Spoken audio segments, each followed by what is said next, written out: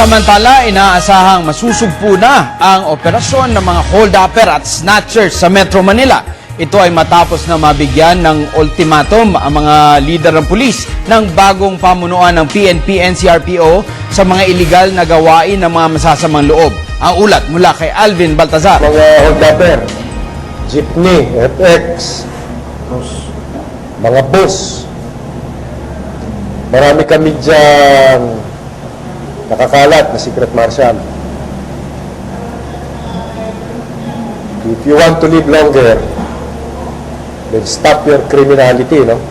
Ito ang matapang na babala ni NCRPO Director Chief Superintendent Leonardo Espina sa mga kriminal na nagbabalak pa ring mambiktima ng mga inosenteng sibilyan.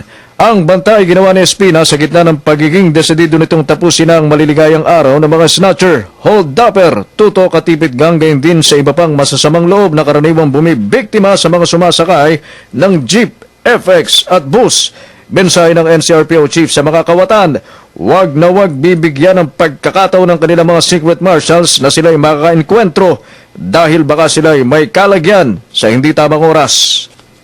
Because if you give us the opportunity to encounter you, we will do so. We will be more than glad to encounter you.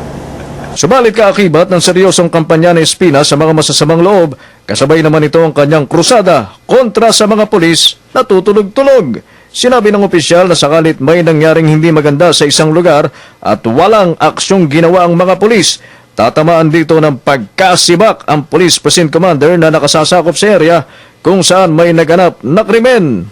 At kami mangyayari dyan, dahil wala kayo dyan, well, sorry na lang. No? Sorry na lang. You have to go and be replaced by another capable officer. I want to see you all out there in the streets with your blinkers on, personally supervising your people. Sa ngayon ay nagsisimula na ang deployment ng mga polis hanggang sa bawat barangay ng Metro Manila.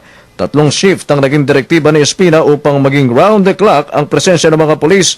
Ultimo sa barangay na anyay isang subok ng deterrent factor laban sa mga kriminal. Para sa Telebisyon ng Bayan, Alvin Baltazar.